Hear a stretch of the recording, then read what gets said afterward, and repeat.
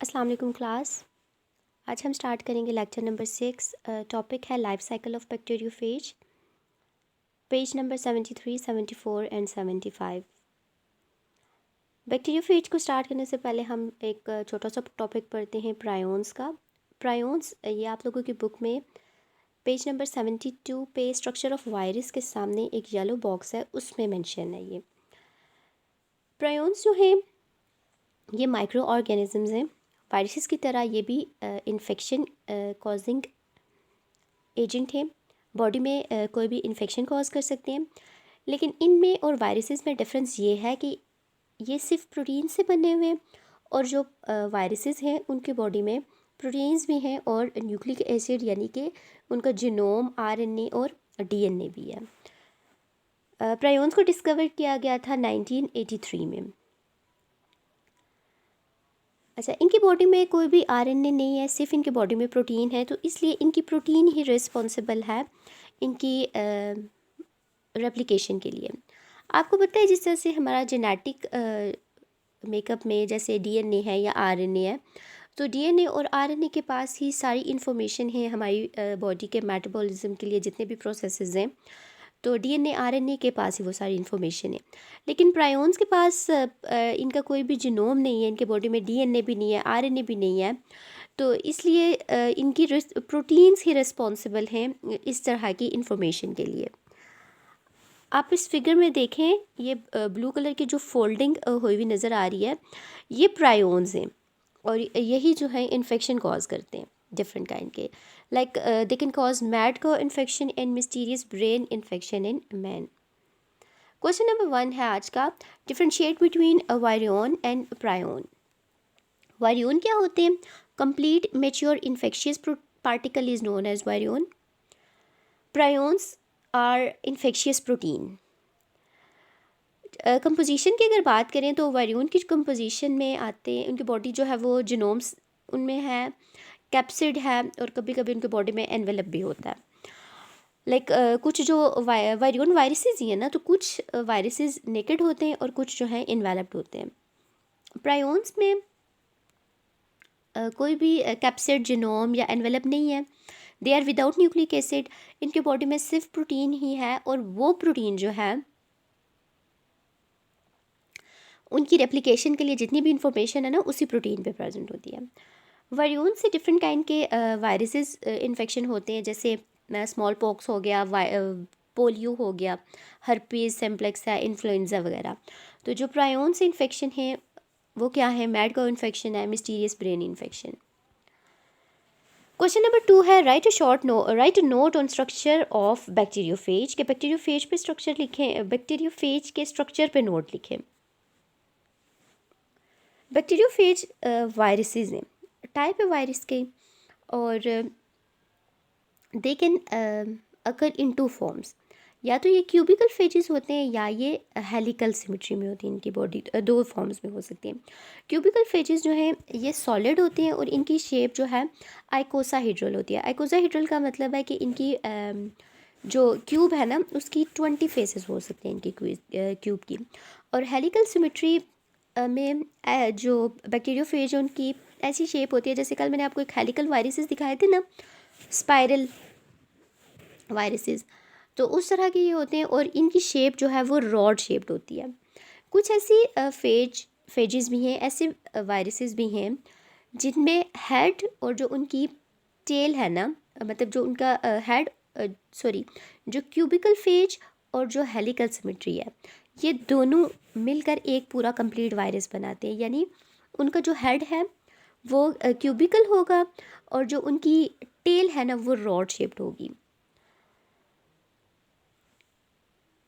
अच्छा, यहाँ पे मैं आपको बताऊँ कि बैक्टीरियोफेज को बैक्टीरियोफेज क्यों कहा जाता है। बैक्टीरियोफेजेस वायरसेस जो हैं ये क्या करते हैं कि सिर्फ बैक्टीरिया को इन्फेक्ट करते हैं। जिस तरह से कल मैंने आपको बताया था कि वायरसेस जो हैं अपनी रेप्लिकेशन के लिए या रिप्रोडक्शन के लिए होस्ट पर डिपेंड करते हैं, और होस्ट के बॉडी में एंटर होते हैं और वहाँ पे अपनी रेप्लिकेशन करते हैं। तो जो बैक्टीरियोफेज वायरस हैं इनका होस्ट सिर्फ बैक्टीरिया होता है। तो अर्लीस्ट जो रिसर्चर थे उन्होंने बैक्टीरिया पे स्टडी की, और एक बैक्टीरिया जो है जिसको ई कोलाई कहते हैं, उसकी स्टडी की, और वहाँ पे उन्होंने देखा कि उसको डिफरेंट फेजेस जो हैं इन्फेक्ट करती हैं। डिफरेंट फेजेस का मतलब है कि डिफरेंट वायरसेस उसको इन्फेक्ट कर रहे हैं, और उनमें से जो ज़्यादा कॉमन फेजेस थी वो टी फेजेस थी। और टी फेजेस में T2 और T4 जो हैं वो मेनली मतलब मेनली वो उनको स्टडी उन पे ज़्यादा T2 और T4 को ज़्यादा स्टडी किया गया। तो अगर हम इस टी फेजेस को यानी कि बैक्टीरियोफेज को अगर इलेक्ट्रॉन माइक्रोस्कोप में देखें तो ये हमें नज़र आते हैं एक टैडपोल की तरह। टैडपोल मैंने आपको बताया था उसमें लेक्चर नंबर 1 में, लार्वी ऑफ फ्रॉग, तो उसकी शेप की तरह के होते हैं ये बैक्टीरियोफेज। इनकी बॉडी में क्या क्या पार्ट्स हैं? हेड है, 2 tail, 3 core, 4 sheath, week 5th collar, 6 end plate और 7 पे टेल फाइबर। ये डिफरेंट पार्ट्स हैं बैक्टीरियोफेज की बॉडी के। ये फिगर आ गया बैक्टीरियोफेज की। स्टार्ट करते हैं हम हेड से। या आपको आइकोसाहेड्रल यानी कि क्यूबिकल शेप्ड हेड नज़र आ रहा है, और इस हेड के सेंटर में ब्लू कलर का आपको डीएनए नज़र आ रहा है। ये जो बैक्टीरियोफेज का डीएनए है ये डबल स्ट्रैंडेड डीएनए है। उसके नीचे आप देखें तो एक छोटा छोटा सा रॉड सा नज़र आ रहा है आपको। ये रॉड यहाँ से हेड एंड हो गया और यहाँ से टेल स्टार्ट हो गया, और ये जो रॉड है ना इसको कोर कहते हैं, और ये कोर यहाँ टेल से स्टार्ट होती है, और नीचे जहाँ पे बेस प्लेट लिखा हुआ है ना, या आप इस तरह समझ लें कि एक पाइप है जो इस हेड के साथ अटैच है और यहाँ नीचे बेस प्लेट तक आता है। ठीक है, तो इस अंदर वाली जो पाइप्स है ना, रॉड्स है, इसको कोर कहते हैं, और ये कोर प्रोटीन से बनी हुई है। इस कोर के बाद एक ब्लू कलर की शीट सी है, ये भी प्रोटीन से ही बनी हुई है। इस शीट को कहते हैं कॉलर कहते हैं। ठीक है, फिर उसके नीचे आप देखें, जो नीचे हमें ये प्रोटीन की ही एक और शीट नज़र आ रही है, इसको टेल शीट कहते हैं, स्पाइरल सी हुई ग्रीन कलर की। तो ये जो टेल शीट है, इस टेल शीट ने पूरे का पूरा जो कोर है ना, पाइप सा मैंने आपको पहले बताया रॉड्स है, इसको कवर किया हुआ है ऐसे स्पाइरल की तरह, जिस तरह से हम किसी चीज़ के ऊपर स्प्रिंग लपेट दें। तो ऐसे ये जो ऊपर इसने कवर किया हुआ है ना, इसको टेल शीट कहते हैं, और इसने कोर को कवर किया हुआ है, ये पूरी टेल है। उसके बाद यहाँ पे एंड पे ब्लू कलर की नीचे, ये बिल्कुल एंड पे, इसको कहते हैं बेस प्लेट कहते हैं। बेस प्लेट के साथ टेल फाइबर्स हैं, 6 टेल फाइबर्स हैं। ठीक है, और इसी बेस प्लेट के नीचे एक छोटी छोटी सी पिन्स हैं, इनको टेल पिन्स कहते हैं।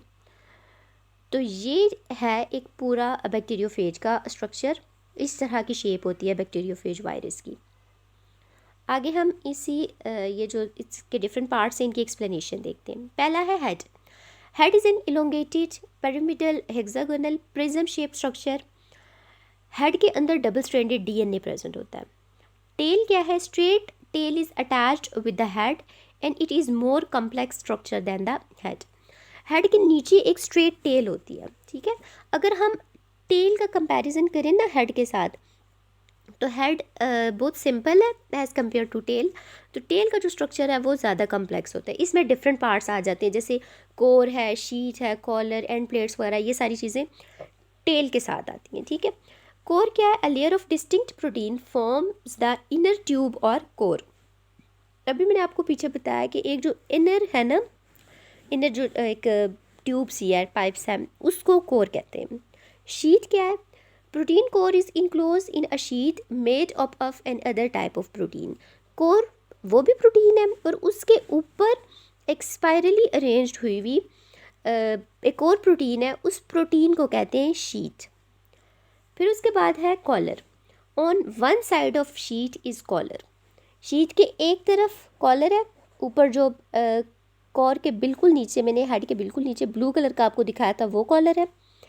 End plate on the other side and is end plate. ठीक है, उस टेल के अगर हम दूसरे साइड, नीचे वाली साइड पे आए ना, तो वहाँ पे उसी कॉलर की तरह की एक नीचे प्लेट प्रेजेंट है, उसको एंड प्लेट कहते हैं।